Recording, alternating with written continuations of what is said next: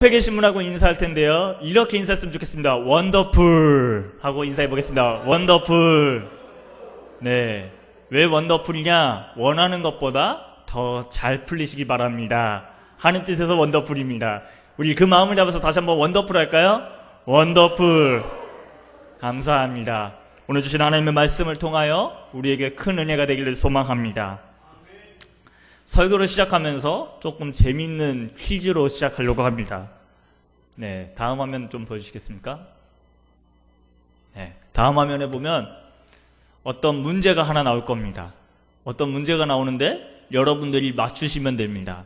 가장 정답에 근사치 오신 분에게는 제가 비타오백을 이따가 예배 후에 드리도록 하겠습니다.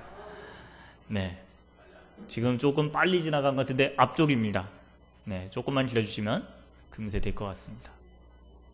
네, 예, 그거 앞에 겁니다. 예, 그거 보여주시면 되겠습니다. 예. 수로 시작하는 세 글자 단어입니다. 힌트는 여름입니다. 예, 수영장 나왔고요. 수련회, 수목원. 네, 제가 기대한 답은 수련회였는데 누구셨습니까? 아까 수련회? 예, 양 목사님 이따가 제가 비타오백 드리겠습니다. 근데 제가 숫자로 시작하니까 어떤 분은 그러시더라고요. 그거 수박바 아니냐고. 아니 무슨 여름에 수박바 그랬더니 저 선생님 여름에 수박바 안 먹어? 그러더라고요. 생각해보니까 아, 수박바도 있고 수련회도 있고 수영복도 있고 수목원도 있었습니다. 다음 문제입니다. 네, 예수나의 이거. 네, 첫 글자는 제가 힌트를 드리겠습니다. 치입니다. 치로 시작합니다. 네, 역시 우리 이태원제일교회는 영성이 대단하셔서 바로 맞추십니다. 예수나의 치료자입니다. 이건 다 아시니까 제가 선물 없습니다. 그런데 얼마 전에 저희 청소년부 수련회에서 우리 학생회장이 이 문제를 냈더니 오선아 친구가 이렇게 대답했습니다. 그거 예수나의 치즈볼 아니에요? 그래서 저희 청소년부 수련회가 웃음을 멈출 수가 없었습니다. 얼마나 치즈볼이 먹고 싶었으면 예수님을 치즈볼로 바꾸는 역사까지 있는지 모르겠습니다. 마지막 문제입니다. 이거 역시 넌센스입니다. 이건 화면에 없는데요. 우리나라에서 제일 높은 산이 어디일까요? 우리나라에서 제일 높은 산, 한라산 아닙니다. 이 산을 모르시면 요새 굉장히 힘들어지십니다. 네? 비슷하지만 아닙니다. 넌센스 퀴즈입니다. 정답입니다. 네, 부동산입니다. 우리나라에서 제일 높은 산 부동산입니다. 네, 듣자 하니 어느 집사님에 대한 들은 이야기로 시작하려고 합니다. 부동산에 어느 집사님이 굉장히 관심이 많았다고 합니다. 오죽하면 잠꼬대까지 부동산 이야기하느라 정신이 없었다고 합니다. 근데 저희는 이제 목장이 있고 목장 예배가 있지만 대부분의 교회는 구역이죠. 그 집사님이 구역 예배를 갔는데 그날따라 구역장이 없다고 그 집사님 보고 대신 예배 사회를 보라고 한 겁니다. 이 부동산에 머리로 가득한 집사님이 예배를 시작합니다. 예배를 시작하는데 이렇게 시작했습니다. 다 같이 찬송가 502동 부르심으로 예배 시작하겠습니다. 그러니까 옆에서 다 킥킥대면서 깔깔 웃으면서 찬양을 부릅니다. 집사님은 영문을 모릅니다. 내가 무슨 맞게 시작했는데 교재도 502동인데 뭐지? 그러니까 옆에 있는 집사님이 쿡 찌르면서 얘기합니다. 집사님 502동이 뭐야? 찬송가 502장이지? 그러니까 맞다 그러면서 집사님이 찬송을 끝나고 사과했습니다. 여러분 죄송합니다. 제가 요새 부동산에 정신이 팔려서 그만 찬송가 502장을 502동이라고 불렀습니다. 제대로 하겠습니다. 이제 우리 성경 읽겠습니다. 오늘 주신 하나님의 말씀은 시편 23층 1호에서 6호까지입니다. 아주 짧은 이야기지만 저도 이 이야기를 듣는데 웃음을 멈출 수가 없었습니다. 얼마나 부동산에 정신이 팔렸으면 찬송가 502장이 아니라 502동이라고 하는지, 23장 1절에서 6절이 아니라 23층 1호에서 6호라고 하는지, 심지어 예수님을 나의 치료자가 아니라 치즈볼로 바꾸는지 모르겠습니다. 이 짧은 이야기들이지만 우리에게 주어지는 교훈이 하나 있습니다. 무엇이 우리의 마음속에 중심에 있는가 하는 것입니다. 그렇기 때문에 오늘 성경 속 지혜자는 이렇게 이야기하는데요. 우리 23절 말씀 같이 한번 찾아서 읽어보겠습니다. 23절 말씀입니다. 모든 지킬 것 중에 더욱 내 마음을 지키라. 아멘. 모든 지킬 만한 것들보다 우리의 마음을 지키라고 이야기합니다. 우리의 마음을 지키는 것이 정말 중요하다고 하는 것입니다. 영국의 정치가 중에 필립 체스터필드라는 분이 있습니다. 저도 직접 본 분은 아니지만 굉장히 훌륭했던 분인 것 같습니다. 아들을 너무나도 사랑하는 아버지였던 것 같습니다. 그래서 아들을 향해서 하나둘 글을 쓰고 그 글을 편지로 쓰고 편지를 모아서 책으로 냈습니다. 그 일책이 아직까지도 베스트셀러로 팔리고 있습니다. 여러분도 한 번쯤은 그 제목을 들어보셨을 겁니다. 아버지의 말씀, 아들아 너는 이렇게 살아라, 아들에게 보내는 아버지의 편지, 이와 같이 다양한 제목으로 다양한 출판사에서 그 이야기를 전해주고 있습니다. 오늘 성경은 그 못지않게 세상에 이전에도 없었고 이후에도 없을 지혜자인 솔로몬이 마치 아버지가 아들에게 지혜를 전해주는 것처럼 소중한 지혜를 전해주고 있습니다. 다른 것보다 오늘 아까 말씀하신 대로 마음을 지키라고 이야기하고 있습니다. 다시 이야기한다면 마음밭을 잘 가꾸라고 하는 이야기입니다. 마음밭을 잘 다듬고 가꾸라는 이야기입니다. 그렇다면 우리는 여기서 궁금증이 하나 생깁니다. 마음밭을 가꾸라는 이야기는 참 많이 들어서 잘 알고 있습니다. 혹시 처음 들어보신 분 계십니까? 네, 확실히 아무도 안 계십니다. 그 잘 안다면 어떻게 해야 되는지 오늘 하나님의 말씀에 귀를 기울이시기 바랍니다. 우리 먼저 24절 말씀 한번 읽어보겠습니다. 24절 말씀입니다. 구부러진 말을 내 입에서 버리며 삐뚤어진 말을 내 입술에서 멀리하라. 네, 오늘 마음밭을 잘 관리하기 위해서, 마음밭을 잘 가꾸기 위해서 첫 번째로 준 것은 언어 생활입니다. 구부러진 말과 비뚤어진 말이 무엇일까 생각해 보았습니다. 다름 아닌 남을 힐난하고 비난하고 헐뜯는 말들입니다. 여러분 혹시 이런 이야기 들어보신 적 있으십니까? 귀가 두 개이고 입이 하나인 이유. 놀랍게도 저희 청소년부 친구들도 잘 알고 있더군요.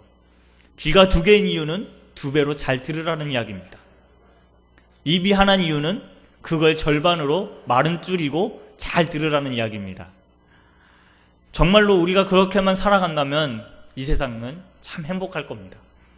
근데 우리가 우리의 입을 통해서 많은 사람들 상처도 주고 비난도 하고 헐뜯고 있기 때문에 다른 사람의 삶이 무너지고 그만큼 우리 모두의 삶이 무너지고 있다는 겁니다.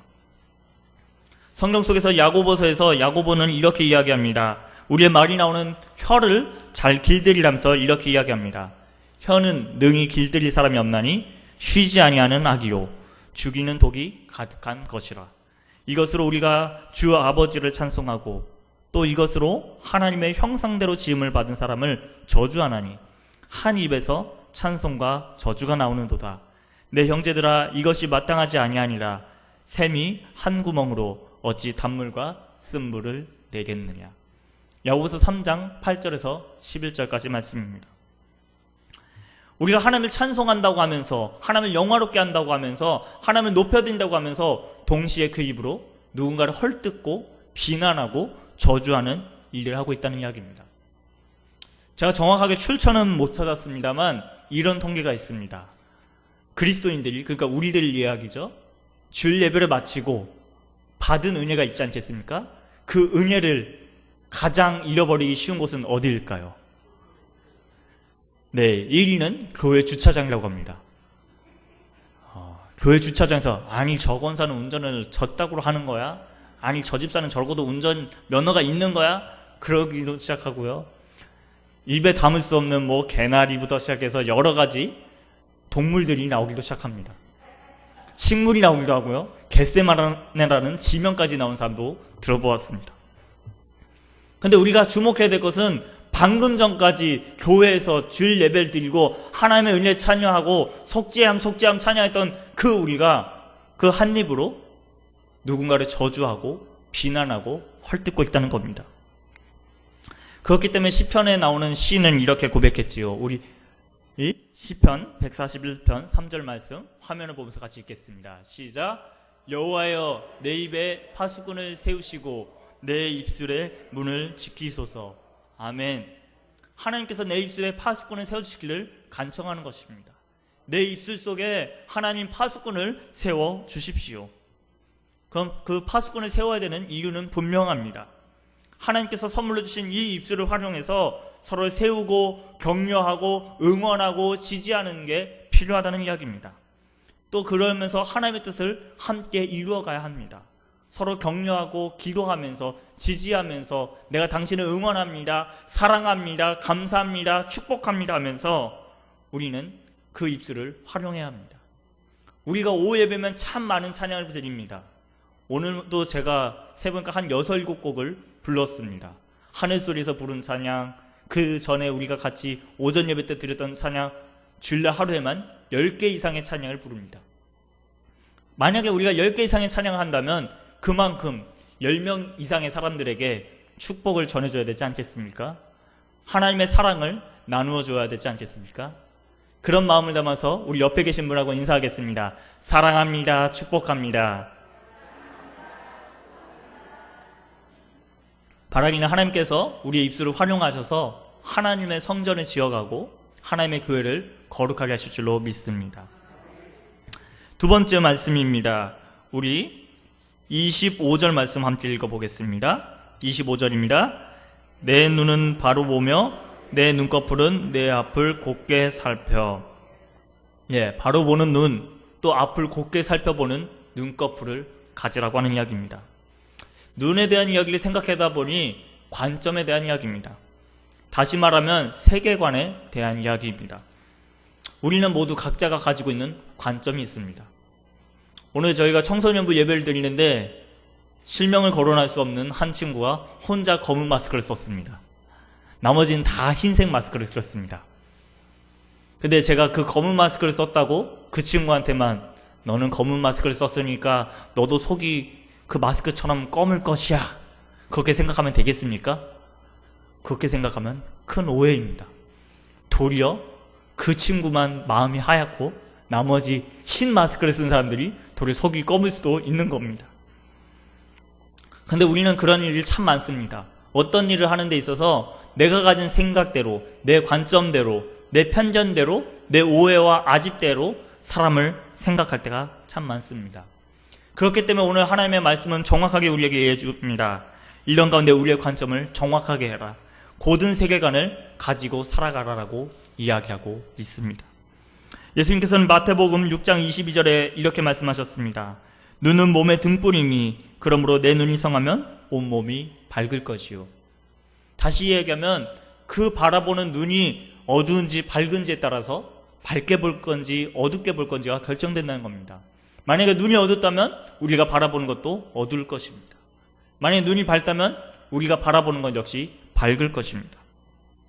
우리는 누군가를 바라본다고 할 때 나는 정확한 기준으로 본다라고 하면서, 우리가 어떤 사건에 대하면서 나는 정확한 기준, 정확한 표준을 가지고 본다 하면서 나만의 고집과 편견과 아집과 나만의 기준을 갖고 보고 있지 않나 돌아보게 됩니다. 나만의 생각과 편견을 가지고 이건 이렇지 하고 자세히 들여다보지도 않고 속단해버리지는 않는지 돌아봐야겠습니다. 아니면 왜 나한테만 이런 일이 생기지? 왜 나한테만 이런 어려움이 닥치는 것이지? 하고 생각하고 있지는 않나요? 여러분들은 헬렌 켈러라는 분을 잘 알고 계실 것입니다. 시각장애와 청각장애를 모두 겪은 분입니다. 세상의 기준으로 따지면 그분처럼 불행한 사람이 없습니다. 그분처럼 참 눈앞도 캄캄한데 들리지도 않는다고? 야, 어떻게 살아가냐? 그러실 것입니다. 저 같아도 그렇게 살아가라 그러면 아마 못 살 것 같습니다. 근데 그런 분이 이런 말을 남겼다고 합니다. 세상에는 고통으로 가득하지만 그것을 극복하는 사람들로도 가득하다. 얼마나 감동이 되는 말인지 모르겠습니다. 세상에 고통이 없다고 이야기하지 않습니다. 고통이 있다고 이야기합니다. 아니, 있는 정도가 아니라 그 고통으로 가득 찬 세상을 우리가 살고 있다고 이야기합니다.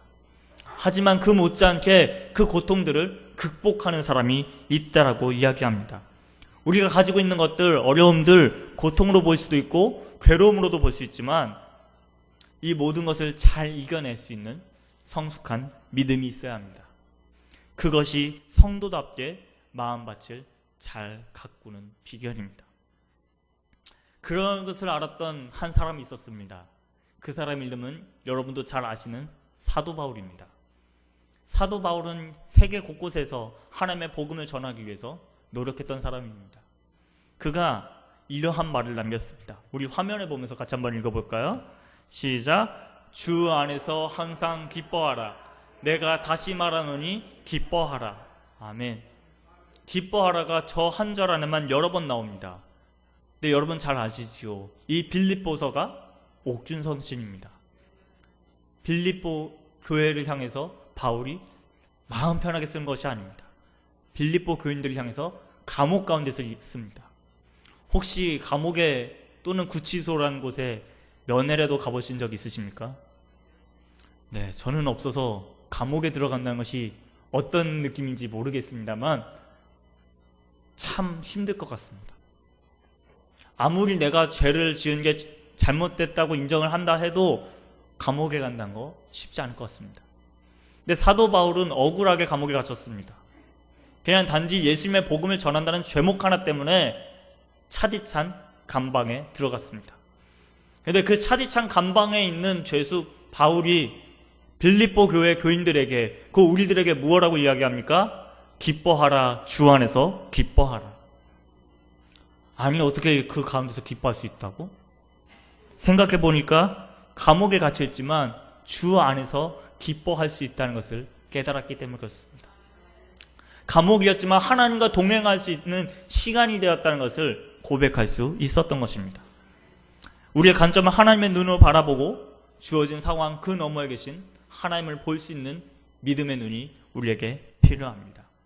그러할 때 세상이 줄 수도 없고요, 알 수도 없는 참된 평안, 참된 위로, 참된 기쁨이 우리 안에 넘쳐날 것입니다.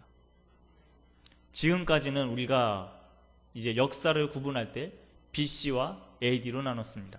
여러분도 잘 아시겠지만 Before Christ, 주님 오시기 전, 아노 도미니, 주님 오신 이후 그렇게 시대를 구분했지만 요새는 BC와 AC로 나눈다고 합니다.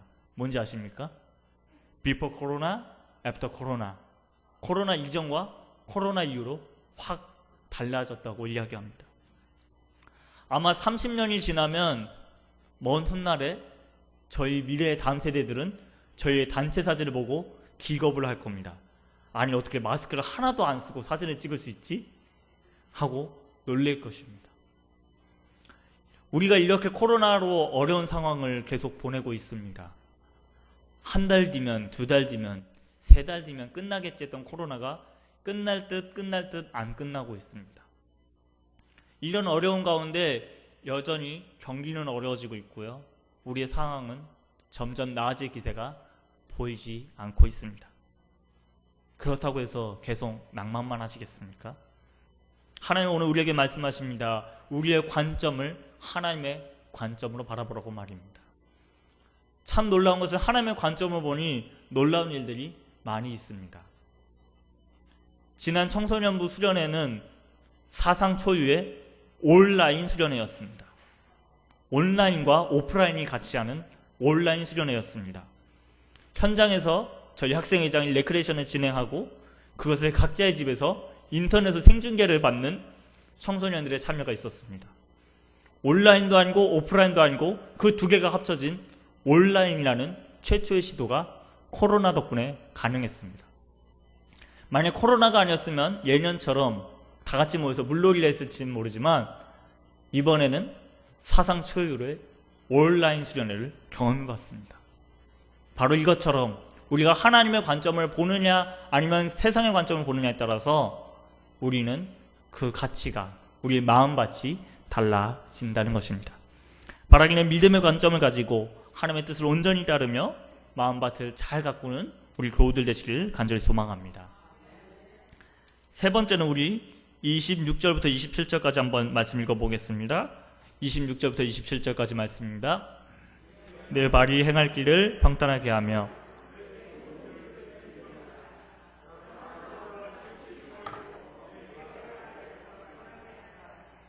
네, 이 말씀은 우선순위를 바로 세우라고 하는 이야기입니다.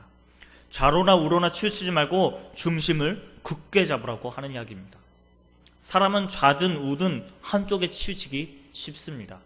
나는 이성적인 사람이야, 논리적인 사람이야 라고 하는 반면에 어떤 누구는 나는 감성적인 사람이야 라고 이야기할 수 있습니다. 또 때로는 이거 갖고 핑계 댈 수도 있습니다. 내가 이성적인 사람이니까 그렇게 행동하는 거야, 내가 감정적인 사람이니까 그렇게 행동하는 거야 라고 핑계 대기도 합니다. 뿐만 아니라 우리의 기준을 그것을 삼을 수도 있습니다. 내가 이성으로 생각해보니까 이성적으로 그거 하면 안 돼. 내가 감성적으로 생각해보니까 느껴봤는데 그거 좀 느낌이 안 좋아, 이렇게 이야기할 수도 있습니다. 그러나 좌로나 우로나 치우치지 말고 온전히 우선순위를 잘 세우라고 하는 이야기입니다. 하나님의 사람 엘리야를 여러분들이 잘 알고 계실 것입니다. 바알과 또 하나님 앞에서 머뭇머뭇거리고 있는 이스라엘 백성 향해서 그는 이렇게 외쳤습니다. 열왕기상 18장 21절입니다. 엘리야가 모든 백성에게 가까이 나가 이르되 너희가 어느 때까지 둘 사이에서 머뭇머뭇하려느냐. 여호와가 만일 하나님이면 그를 따르고 바알이 만일 하나님이면 그를 따를지니라. 바알을 섬기든지 아니면 하나님을 섬기든지 둘 중 하나 선택하라고 하는 이야기입니다. 우선순위를 정확하게 세워놓으라고 하는 이야기입니다. 그런데 이것은 이스라엘 백성뿐만 아니라 오늘 우리에게도 동일하게 적용되는 이야기입니다. 우리는 항상 하나님을 먼저 따를지 내가 편한 내 유익을 따를지 항상 고민합니다. 때로는 세상에 있는 것이 더 가치 있어 보이고 더 귀해 보이고 더 소중해 보여서 세상의 것을 택할 때도 참 많습니다. 하지만 우리는 이럴 때일수록 우선순위를 잘 세워두어야 합니다. 우선순위를 잘 세워두지 못한다면 마치 목적지를 상실한 열차와도 같습니다. 몇 년 전에 있었던 일입니다. 제가 휴가를 마치고 부대로 복귀할 때의 일입니다. 제가 있었던 부대는 자주 이동했지만 그날은 부산으로 가게 되었습니다. 혹시 모르니 열차표를 예매해 놓고 기쁘게 서울역에서 출발하려고 기다리고 있었습니다. 시간이 되어서 열차에 들어가니까 제 자리에 웬 낯선 사람이 떡하니 앉아 있는 것입니다. 그 사람 보고 아니 제 자리니까 빨리 비키시죠 그랬더니 그 사람도 안 비킵니다. 아니 내 자리라니까요 그랬더니 그분이 이 사람 좀 봐라, 내 자리인데 왜 당신이 이래라 저래라요? 그래서 열차를 서로 안에서 서로 옥신각신하고 있었습니다. 그러는 사이에 열차는 출발했습니다. 그러다가 이제 그 검표하는 직원 있지 않습니까? 검표하는 직원이 저희에게 찾아왔습니다. 검표하는 직원이 와서야 사건의 결과가 전말이 드러났습니다. 알고 보니 그분은 모포행을 다셨어야 되는 분인데 열차 출발 시간도 똑같고 부산행은 이쪽이었고 모포행은 이쪽이었는데 이쪽에 타야 되는 열차를 이쪽으로 타시는 덕분에 큰일이 난 것입니다. 얼마나 허둥지둥하고 당황해 하시는지 그 모습을 잊을 수가 없습니다. 근데 여러분, 열차도 그런데 우리가 살아가는 인생의 길에서 하나님을 섬길 것인지 바알을 섬길 것인지 만몬을 섬길 것인지 우선순위를 잘 결정해야 되지 않겠습니까? 그렇기 때문에 예수님께서 오늘 이렇게 또한 말씀하십니다. 마태복음 6장 33절입니다. 여러분들 잘 외우시죠? 같이 읽어보겠습니다. 너희는 먼저 그의 나라와 그의 의를 구하라. 그리하면 이 모든 것을 너희에게 더하시리라. 아멘. 하나님의 나라, 하나님의 의, 하나님의 뜻을 먼저 구하라고 하는 이야기입니다. 하나님의 뜻을 이루어드리는 것을 우리 삶의 우선순위로 잘 결정하라고 하는 이야기입니다. 땅에서 보이는 이익이나 눈에 보이는 명예나 가치나 재물에 마음을 두지 말고 오직 하나님께 가치를 두라고 하는 것입니다. 그리고 그렇게 할 때 하나님께서 풍성한 모든 것을 저희에게 더해 주시겠다고 약속한 것입니다. 만약 하나님 나라와 그 의를 구하는 삶, 그렇게 산다면 하나님 저 손해보는 거 아닙니까? 라고 생각하시겠지만 전혀 그렇지 않습니다. 하나님께서 때에 맞게 그보다 더 큰 것으로 우리에게 채워주실 것입니다. 아까 그 목포행을 타셔야 됐다는 그분을 기억하실 겁니다. 아직도 그분이 잊혀지지 않는 이유가 있습니다. 저는 물론 부대를 복귀하는 길이었지만 부산행을 정확하게 가고 있었기 때문에 부산으로 가는 풍경을 바라보며 경치 좋다 그러면서 부산을 향해 가고 있었습니다. 심지어 열차 안에 있는 카페에서 커피 하나 시켜서 커피를 마시면서 연류를 부리면서 부산까지 가고 있었습니다. 근데 그분은 목포행을 가야 될 걸 부산행을 탔다는 제목 하나로 열차 표값을 더 냈습니다. 열차를 잘못 탔기 때문에 그 표값을 더 낸 것이죠. 더 낸 것에서 그치지 않고 다음 정류장에서 갈아타야 되기 때문에 발을 동동 구르면서 앉지도 못하고 계속 서 있었습니다. 제가 너무 딱해서 그러면은 다음 정류장에서 내리신가 잠깐 앉아 계시라 그랬더니 늦으면 어떡하냐고, 자기는 마음이 급해서 앉아있는 것도 지금 가시방석이라 못 앉겠노라며 자리를 사양하셨습니다. 결국 제가 커피 한 잔에 연유를 누리며 부대로 복귀할 동안 그분은 다음 정류장에 언제 도착하나, 제 시간에 맞춰서 갈 수나 있나, 지연되진 않을까 노심초사하셨던 것이 기억납니다. 우리 삶도 그렇습니다. 하나님께 하나님의 나라와 의를 구하는 것에 우리의 우선순위를 둘 때 하나님은 거기서 역사하십니다. 우리가 생각도 못한 여유도 주시고 축복도 주시고 은혜도 주신다는 것입니다. 세상 일도 그러한다면 우리가 인생을 살아가는 이 인생에 있어서 우리의 마음밭을 잘 가꾸는 데 있어서 우선순위를 하나님께 잘 두어야 할 줄로 믿습니다. 언어 생활을 깨끗하게 하고 관점과 우선순위를 잘 정하는 것, 이것을 하나님께서 우리에게 주신 마음밭이라는 선물을 잘 가꾸는 일이라고 말씀드렸습니다. 이 마음밭을 가꾸는 일을 다시 생각해보면 신앙이라고 표현할 수 있을 것 같습니다. 신앙생활이라고 표현할 수 있을 것 같습니다. 신앙이 무엇이지요? 신앙에 대해서 사전에서는 이렇게 이야기합니다. 믿음의 대상을 굳게 믿고 가르침을 지키며 이를 따르는 일이다. 다시 우리 이야기로 한다면 정말로 믿음의 주요 온전케 하시는 예수님을 믿고 굳게 따르며 그 말씀대로 행하는 것이 신앙입니다. 이러한 신앙 가운데 꼭 필요한 것이 하나 있습니다. 필수적인 것이 하나 있습니다. 절대 빠져서는 안 되는 것, 그것은 바로 경건입니다. 이 경건이란 하나님을 공경하는 자세로 삼가고 조심하는 일입니다. 하나님을 바로 섬기는 이 경건으로 마음밭을 가꿀 때 우리는 23절에서 말했던 그 생명의 근원을 얻을 수 있을 것입니다. 그렇다면 그 경건의 모습이 어떤 모습이냐? 이 역시 오늘 지혜자가 이렇게 얘기하십니다. 20절에서 21절입니다. 내 말에 주의하며 내가 말하는 것에 내 귀를 기울이라. 그것을 내 눈에서 떠나게 하지 말며 내 마음속에 지키라.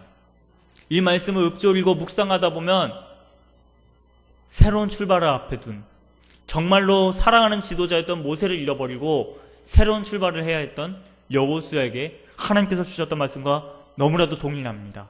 여호수아 1장 8절입니다. 이 율법책을 내 입에서 떠나지 말게 하며 주야로 그것을 묵상하여 그 안에 기록된 대로 다 지켜 행하라.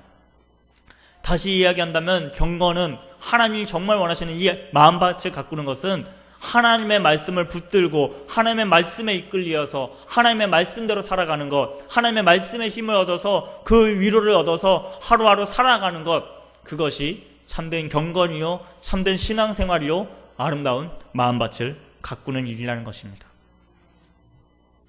제 영어 이름은 사도 바울에 따라서 폴입니다. 바울처럼 살고 싶어서 폴이라고 지었습니다. 이 사도 바울이 사랑하는 제자요 아들 같은 디모데에게 쓴 편지가 디모데 전후서입니다. 특별히 디모데 전후서는 바울의 유언과도 같은 이야기들이 많이 기록되어 있습니다. 그 가운데 디모데전서 4장 8절에서는 이렇게 이야기합니다.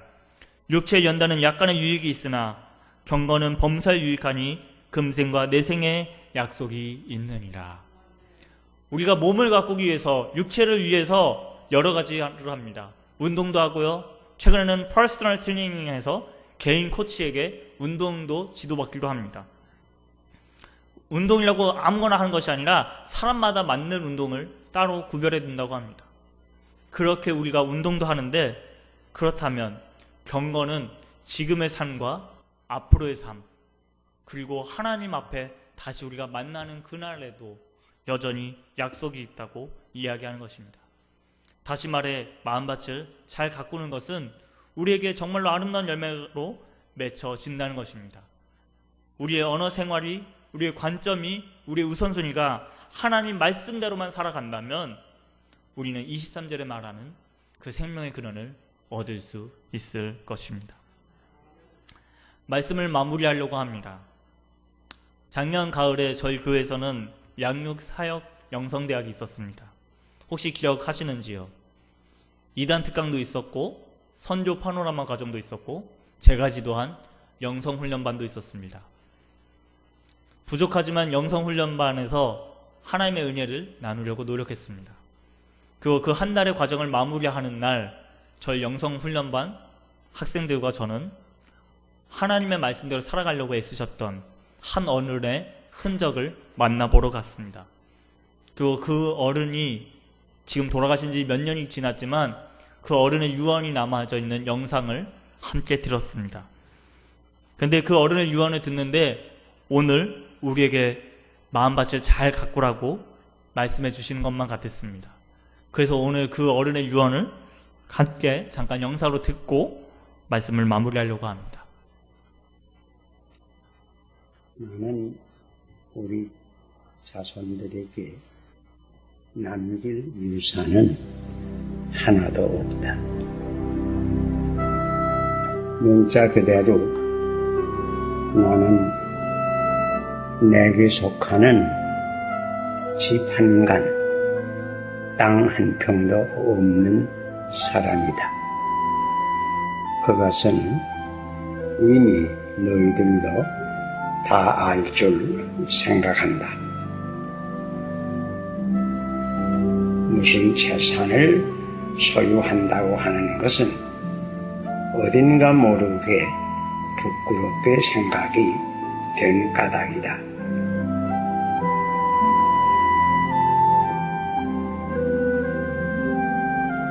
이 세상은 하루하루 살아가는 것이 나그네가 길 가는 것과 같은데 내가 길을 가면서 꽃을 보르면 내가 지나간 길에 꽃이 많이 필 거다. 또 이 다음에 꽃이 피면 열매도 맺을 것이다. 그러나 내가 지나가는 길에 꼭 좋지 못한 씨를 뿌리면 잡초가 날 것뿐이야. 내가 특별히 기가하는 것은 그저 인생길에 가면서 전도할 수 있으면 전도하고 사랑할 수 있으면 사랑합니다. 도울 수 있으면 도우고 좋은 사고할 수 있는 기회를 놓치지 말고 좋은 사고하고 누구에게나 어디서든지 선한 씨를 심으도록 많이 뿌리도록 오늘 우리가 사는 우리가 많이 뿌리면 다음 세대가 더 거둘 거 아닌가? 뭐 한 세기 후에 또 거둘 거 아닌가? 그뿐인가? 하늘나라에서도 거두고. 그러니까 이 세상을 살아갈 때에 좋은 씨를 많이 뿌리라.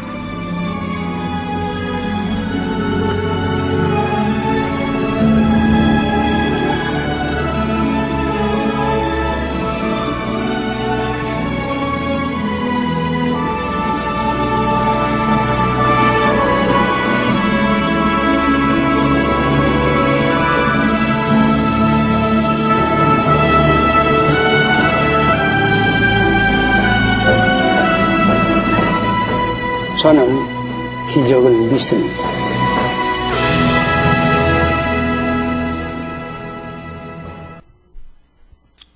네, 감사합니다. 그렇습니다. 오늘 우리는 마음밭을 가꾸면서 어떤 씨를 뿌리면서 살고 있습니까? 마음밭을 어떻게 가꾸고 계십니까? 다시 말해 어떤 경건의 삶을 살고 계십니까? 바라기는 우리의 언어 생활이, 관점이, 또한 우리의 우선순위가 하나님을 닮아서 하나님의 말씀대로 아름다운 경건의 열매를 맺어서 우리뿐만 아니라 오고 오는 우리의 다음 세대에게까지 이르는 거룩하고 아름다운 삶이 되기를 간절히 소망합니다. 함께 기도하겠습니다. 사랑과 자비가 풍성하신 하나님 아버지, 저의 묵은 밭을 기경해 주시길 원합니다. 온전히 우리의 마음밭이 하나님 말씀을 기준으로 바른 언어 생활, 바른 관점, 바른 우선순위를 가지고 온전히 하나님을 따라갈 수 있도록 은혜 내려 주시옵소서. 그러한 삶을 결단하며 8월을 시작합니다. 이 한 달을 살아갈 때에 더욱더 주님을 의지하고 신뢰하는 우리 모든 교회와 부서들 될 수 있도록 은혜 내려 주시옵소서. 감사드렸고 예수 그리스도 이름으로 기도합니다. 아멘.